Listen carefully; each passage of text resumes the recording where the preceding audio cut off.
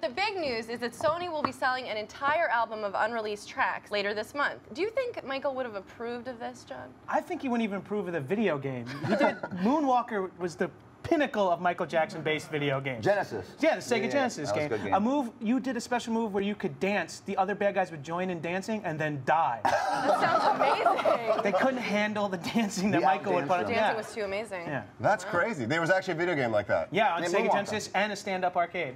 Am I selling myself as an epic nerd here? Yes. No, you're all good. Hey. It wasn't on Sega CD, though. Unfortunately. Sorry for that. We believe you. Some fans are psyched for the new album, but not everyone. will.i.am of the Black Eyed Peas has come out against Sony saying, "To me, it's disrespectful. Michael Jackson's songs are finished when Michael Jackson says they're finished." Is he right, Andrew? Michael Jackson isn't alive anymore, so he can't say whether something's finished or not, and that's an unfortunate thing that happens when someone crosses over.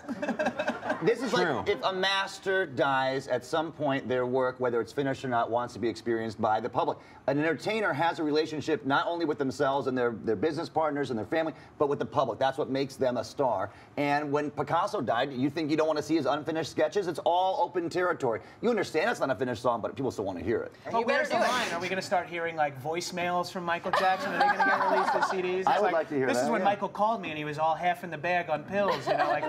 Those are great calls. I've heard some of those, and they are interesting. And this guy, he occupies a space that very few human beings do. And we don't need to see everybody's diary, everybody's journals, everybody's doodles. I want to see everything that he has to That's what offer. the internet is for. No, I guess That's that's right. true. Everybody's everything. The rapper Akon was one of the first to actually defend Sony, saying, "I think this actually helps to keep his legacy alive." Was Michael Jackson's legacy in any danger of dying, Amy? I don't think so. He touched a lot of people. Oh my gosh. That's the last one like that. That's the last one like that. I promise. Why? I'm sorry.